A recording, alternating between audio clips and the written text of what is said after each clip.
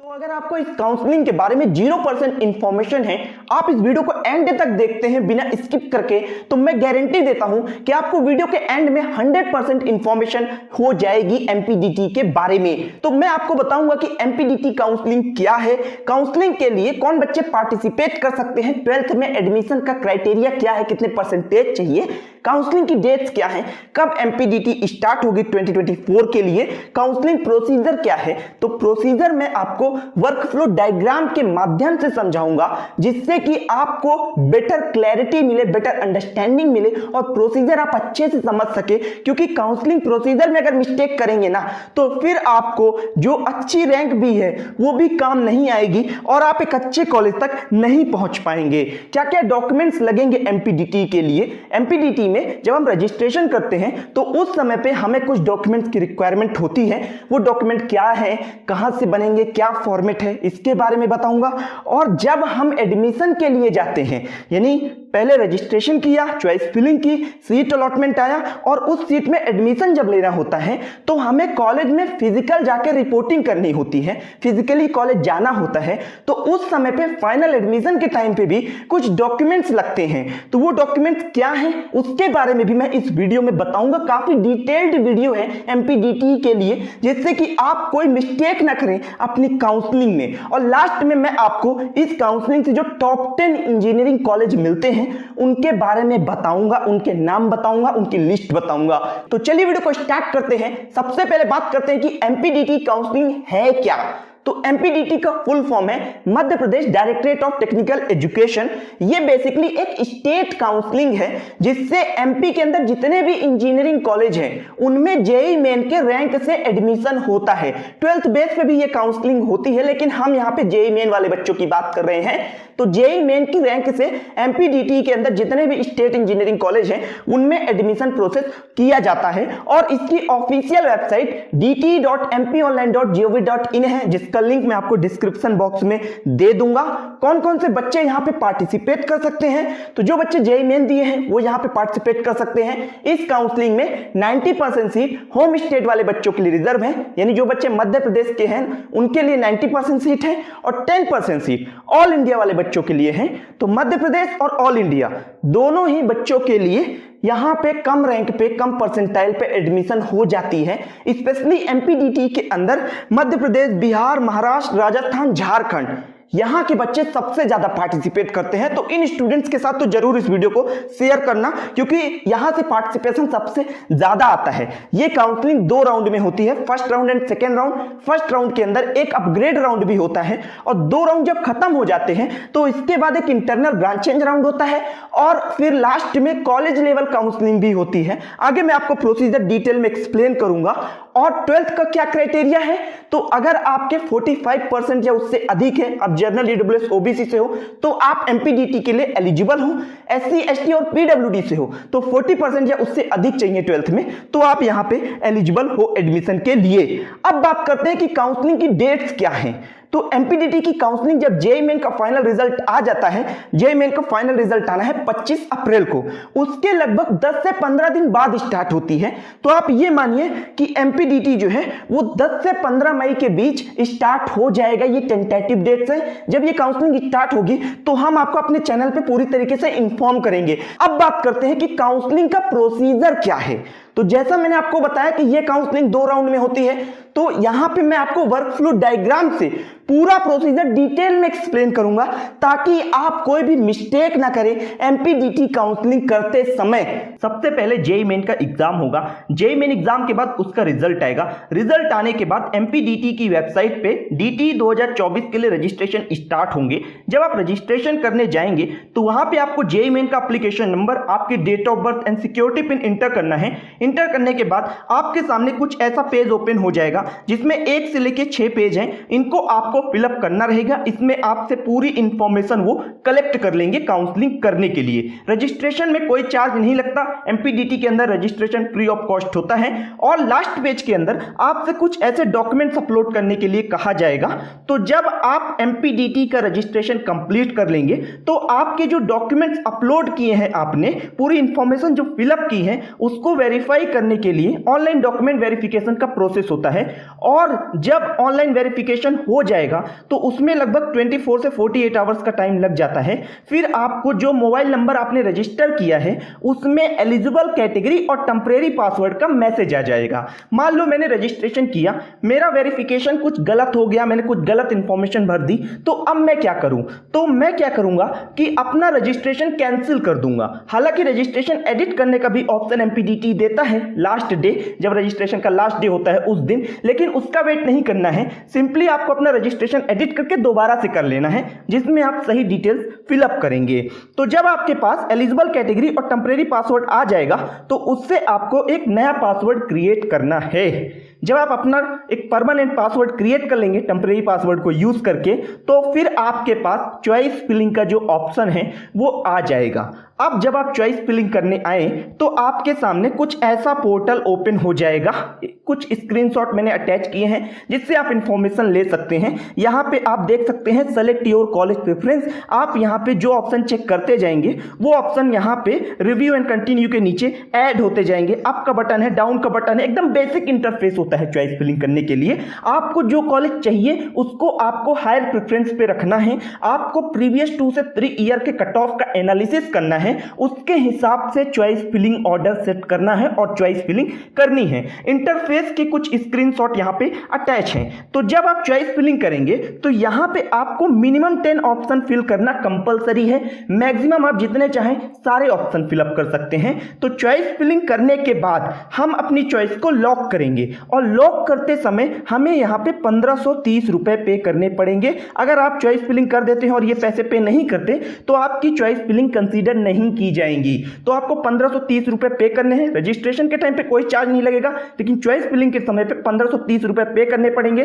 फिर इसके बाद अगर मान लो चॉइस फिलिंग में कोई मिस्टेक कर दिए हैं तो एमपीडीटी 2 दिन का टाइम आपको लास्ट में देता है। चॉइस फिलिंग के एंड में आप अपनी चॉइस फिलिंग को एडिट भी कर सकते हैं। उसके लिए आपको 100 रुपीज पे करने पड़ेंगे। अगर कोई मिस्टेक हो जाती है तो आप एडिट कर लीजिए। और जब आपका रजिस्ट्रेशन एंड चॉइस फिलिंग का प्रोसेस कंप्लीट हो जाएगा तो फिर कॉमन मेरिट लिस्ट आएगी। अब ये क्या होती है? तो कॉमन मेरिट लिस्ट में आपको यह पता चलेगा कि एमपीडीटी के राउंड 1 में, अभी हम राउंड 1 के लिए बात कर रहे हैं, राउंड 1 में कितने बच्चे पार्टिसिपेट किए हैं। हर साल लगभग 20 से 25 हजार के बीच बच्चे एमपीडीटी के राउंड 1 में पार्टिसिपेट करते हैं और आपको पता चलेगा कि इन 20 से 25 हजार में मेरी पोजीशन क्या है। मान लो मेरे 94 परसेंटाइल आए हैं, मेरी कुछ रैंक है, तो मुझे पता चलेगा कॉमन मेरिट लिस्ट से कि मेरे से ऊपर कितने बच्चे हैं और मेरे नीचे कितने बच्चे हैं। तो जब कॉमन मेरिट लिस्ट आ जाती है इसके बाद आपको राउंड 1 का सीट अलॉटमेंट रिजल्ट देखने को मिलेगा। राउंड 1 का रिजल्ट आएगा। अब राउंड 1 में मान लो सीट नहीं मिली, तब तो कुछ नहीं करना है,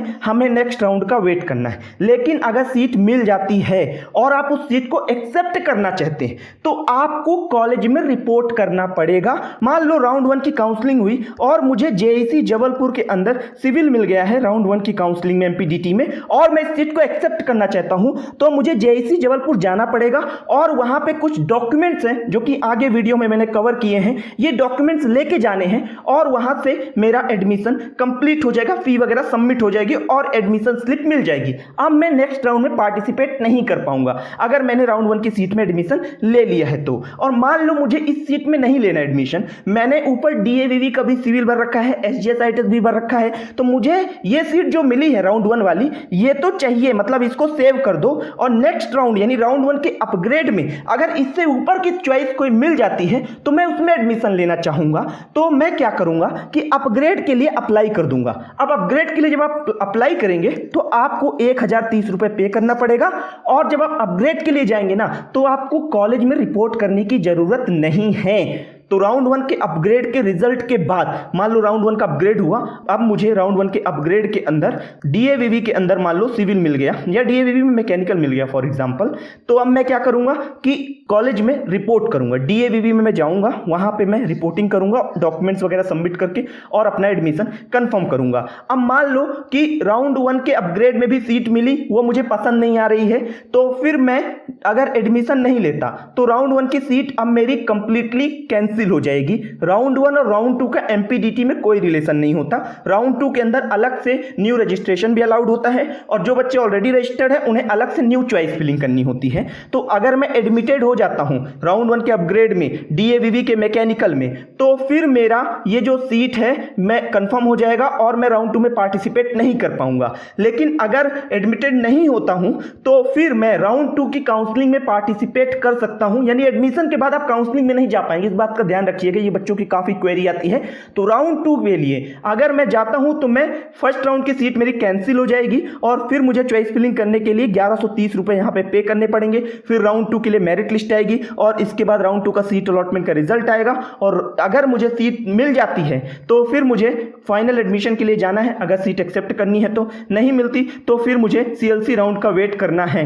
तो मान लो राउंड 2 खत्म हुआ और राउंड 2 के अंदर आपने कोई सीट एक्सेप्ट कर ली है, राउंड 1 या राउंड 2 में आप किसी न किसी सीट के अंदर एडमिशन ले लिए हैं, तो ऑल एडमिटेड कैंडिडेट, यहां पे देखो इंफॉर्मेशन लिखी, all admitted candidate can apply for internal branch change. अब इंटरनल ब्रांच चेंज क्या होती है? तो इंटरनल ब्रांच चेंज के थ्रू आप कॉलेज के अंदर, मान लो कि राउंड 1 के अपग्रेड में मैंने डीएवीवी के अंदर एडमिशन लिया था मैकेनिकल के अंदर, अब मैं इंटरनल ब्रांच चेंज के लिए अप्लाई करता हूं तो फिर मैं अपना डीएवीवी के अंदर ही दूसरी ब्रांच में कॉलेज को चेंज करवा सकता हूं। वहां पे चॉइस फिलिंग होगी, मैं सीएसआईटी ईसीईआई भरूंगा और मान लो कि इंटरनल ब्रांच चेंज हुआ, उसका रिजल्ट आया और मेरी सीट जो है वो ईआई में कन्वर्ट हो गई, तो अब मेरा वो फाइनल सीट माना जाएगा और इंटरनल ब्रांच चेंज के बाद मुझे वापस से कॉलेज में रिपोर्ट करने की कोई जरूरत नहीं, वो ऑटोमेटिक सब चेंज हो जाएगा और इसके बाद मैं जो है तो एडमिशन कंप्लीट माना जाएगा। कांग्रेचुलेशंस, आपका एडमिशन कंप्लीट हुआ।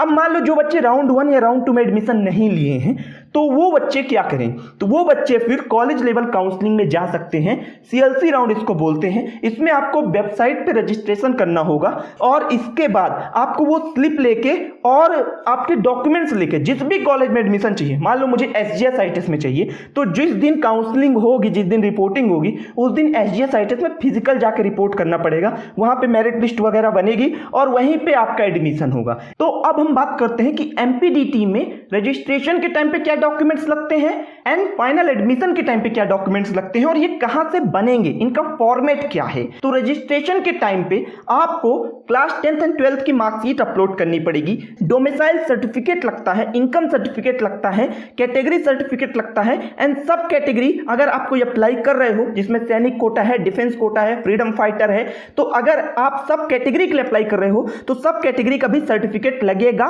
वो वेरीफाई होगा। इसके बाद आपको जो एलिजिबल कैटेगरी का मैसेज है वो आएगा और उसके हिसाब से आप चॉइस फिलिंग करेंगे। अब यहां पे जो domicile income and category certificate है ये आपको लेटेस्ट रखना है। अब ये बनेगा कहां? तो जहां पे भी तहसीलदार का ऑफिस है या कलेक्ट्रेट है वहां पे आप चले जाइए, वो आपका जो ये सर्टिफिकेट है इनकम डोमिसाइल कैटेगरी वो बना के दे देंगे। अब यहां पे ये बात समझिए, जो ऑल इंडिया वाले बच्चे हैं उन्हें ये सब डॉक्यूमेंट्स अपलोड करने की जरूरत नहीं पड़ती है, उन्हें सिर्फ क्लास 10th एंड 12th की मार्कशीट की जरूरत पड़ती है और सब कैटेगरी अगर लगाते हैं तो सब कैटेगरी की जरूरत उनको पड़ती है। अब अगर हम एडमिशन के लिए जाते हैं, जब ये डॉक्यूमेंट्स अपलोड करेंगे तो इनका ऑनलाइन वेरिफिकेशन होगा, इसके बाद फिर आगे प्रोसेस होगा। अब मान लो कि ऑनलाइन वेरिफिकेशन वगैरह हुआ, काउंसलिंग हुई, मुझे सीट भी मिल गई, अब मैं फाइनल एडमिशन के लिए जब जाऊं तो वहां पे क्या लगेगा? तो वहां पे मुझे 10th एंड 12th की मार्कशीट लेके जानी है, domicile certificate, income and category certificate अगर एप्लीकेबल है तो वो लेके जाना है। इसके बाद transfer, migration and character certificate की जरूरत पड़ेगी, मेडिकल सर्टिफिकेट की जरूरत पड़ेगी जिसका फॉर्मेट डिस्क्रिप्शन में दिया हुआ है, आधार कार्ड कैंडिडेट का होना चाहिए, बैंक अकाउंट का पासबुक कैंडिडेट का होना चाहिए, अगर कोई स्कॉलरशिप का काम होता है तो वो आपके इसी बैंक अकाउंट में आएगा। इसके बाद जेईई मेन का रिजल्ट एंड जेईई मेन का एडमिट कार्ड लगेगा, एंटी रैगिंग का एफिडेविट लगेगा जो कि 100 रुपए के नोटरी में आपको बनवा के लेके जाना है, 100 रुपए में लोकल नोटरी में चले जाइए, फॉर्मेट डिस्क्रिप्शन में दिया हुआ है, उसी फॉर्मेट में एंटी रैगिंग एफिडेविट बनवा लीजिए। और जो गैप सर्टिफिकेट है, एंटी रैगिंग तभी लगाना है जब आप कॉलेज के हॉस्टल में एडमिशन लेंगे, तभी ये यहाँ पे एप्लीकेबल होगा। अगर कॉलेज हॉस्टल नहीं ले रहे हैं तो एंटी रैगिंग की जरूरत नहीं पड़ेगी। गैप सर्टिफिकेट, अगर आप ड्रॉपर हैं तो गैप सर्टिफिकेट आपको लगवाना पड़ेगा, डिस्क्रिप्शन में फॉर्मेट है, 100 रुपए के स्टाम्प में लोकल नोटरी से बन जाएगा जहां पे भी नोटरी का काम होता है। एंड एमपीडीटी 2024 का रजिस्ट्रेशन एंड पासवर्ड आपको लेके जाना पड़ेगा। और इस बात का ध्यान रखिएगा कि जब आप ये डॉक्यूमेंट लेके जाएं तो इनकी 3 कॉपी जरूर करवा लें, 3 फोटो कॉपी करवा के लेके जाएं और अपना जो फोटो है, आपका जो पासपोर्ट साइज फोटो है उसकी 6 कॉपी करवा के लेके जाइए। और सिंपली आप एक डॉक्यूमेंट, एक फाइल बना लीजिए। कॉलेज में जब आप जाएंगे तो आप सभी को एक जगह पे बिठाया जाएगा, आपको एक फाइल देंगे, वो उस फाइल को आपको फिलअप करना है, उसमें ये सारे डॉक्यूमेंट अटैच करने हैं और इसके बाद एक एक करके डेस्क में जाना है। आपका वेरिफिकेशन पहले होगा डॉक्यूमेंट्स का। वेरिफिकेशन करने के बाद फिर वो आपको फीस जमा करने के लिए स्लिप देंगे। वो फीस आप जब जमा कर देंगे तो आपका एडमिशन सक्सेसफुल कंप्लीट हो जाएगा। अब यहाँ पे एक TFW सीट भी होती है जो कि आपको ऑप्शन में दिखेगी अगर आपने 8 लाख या उससे कम का इनकम सर्टिफिकेट अपलोड किया है। तो अगर TFW सीट की बात करें तो इसमें आपको ट्यूशन फीस नहीं पे करनी पड़ती है कॉलेज की, वो आपकी माफ हो जाती है। 5% सीट रिजर्व होती है, केवल मध्य प्रदेश वाले बच्चे ही इसमें अप्लाई कर सकते हैं। 8 लाख या उससे नीचे के पेरेंट्स का इनकम सर्टिफिकेट रिक्वायर्ड होता है। लेकिन TFW में एक डिसएडवांटेज ये है कि आप इंटरनल ब्रांच चेंज के लिए अप्लाई नहीं कर सकते हैं, आपकी ब्रांच चेंज नहीं होगी। तो TFW के एडवांटेज भी हैं, डिसएडवांटेज भी हैं। अगर आप TFW के थ्रू जाते हैं तो इसमें हाई कट ऑफ का सामना भी आपको करना पड़ता है कॉलेज के लिए। तो इसके एडवांटेज डिसएडवांटेज दोनों हैं, इसका ध्यान रखिएगा। तो ये है TFW सीट्स, इसमें भी बच्चों की क्वेरी आती है। अब बात करते हैं कि कौन कौन से टॉप कॉलेज हैं जो कि MPDT काउंसलिंग के अंदर आते हैं और वहां पे आप एडमिशन ले सकते हैं। तो इनमें सबसे बेस्ट कॉलेज जो है वो SGSITES इंदौर है, जिसे कई बार हम NIT भोपाल से भी कंपेयर करते हैं। बहुत बढ़िया कॉलेज है, बहुत अच्छी प्लेसमेंट है इसकी। इसके बाद सेकंड नंबर पे IIT DAVV इंदौर है, ये कॉलेज भी काफी बढ़िया है एंड यहाँ पे अगर आप एडमिशन ले लेते हो तो आपका फ्यूचर जो है वो सिक्योर होता है। थर्ड नंबर पे JEC जबलपुर, फोर्थ नंबर पे MITS ग्वालियर है, फिफ्थ पे UIT RGPB भोपाल है, सिक्स नंबर पे LNCT भोपाल है 1994 मेन कैंपस। बेसिकली LNCT के भोपाल के अंदर 3 कैंपस हैं, तो इसके एक्सीलेंस और साइंस कैंपस में बिल्कुल गलती से भी एडमिशन मत लेना। इसका जो मेन कैंपस है वहां पे आप एडमिशन लीजिएगा। एंड इसके बाद UEC उज्जैन है, government engineering college Ujjain. Number 8 पे SATI विदिशा है, Samrat Ashok technical institute Vidisha. And number 9 पे REC Rewa and Indira Gandhi engineering college Sagar है। एंड नंबर 10 पे एक्रोपोलिस और IPS इंदौर है। ये कॉलेज भी प्राइवेट है और जो LNCT है ये भी प्राइवेट है। बाकी सारे कॉलेज गवर्नमेंट या सेमी गवर्नमेंट है और इन कॉलेजेस में आपको एडमिशन बहुत कम रैंक पे भी हो जाता है। अगर आपके JEE मेन में 30 से लेके 98 तक परसेंटाइल है तो वहां तक के कॉलेज रेंज जो है वो आपको इन 10 कॉलेज में मिलेंगे। सबसे जो बेस्ट कॉलेज है ट्राई करिएगा कि आप इससे नीचे ना जाए, 5 नंबर से नीचे ना जाए। लेकिन अगर रैंक कम है, परसेंटाइल कम है तो फिर आपको जो है तो ये रेस्ट ऑप्शंस भी मिल जाएंगे देखने के लिए। तो ये कंप्लीट इंफॉर्मेशन है MPDT काउंसलिंग के लिए। अगर वीडियो आपको पसंद आई तो लाइक जरूर करिएगा, दोस्तों के साथ शेयर करिएगा। लो परसेंटाइल वाले बच्चों के साथ तो इस वीडियो को जरूर शेयर करिएगा। एंड चैनल पर नहीं हो तो सब्सक्राइब करके नोटिफिकेशन बिल ऑन कर लीजिए, क्योंकि जब काउंसलिंग स्टार्ट होगी तो हम आपको पूरी इंफॉर्मेशन MPDT के बारे में देने वाले हैं। हाई इंपॉर्टेंस की वीडियो है तो इसको जरूर शेयर करिएगा और सब्सक्राइब करके चैनल को नोटिफिकेशन बिल ऑन कर लीजिए। मिलता हूं दूसरे वीडियो पर दूसरे अपडेट के साथ, तब तक के लिए मैं चलता हूं, दीजिए इजाजत मुझे। जय हिंद।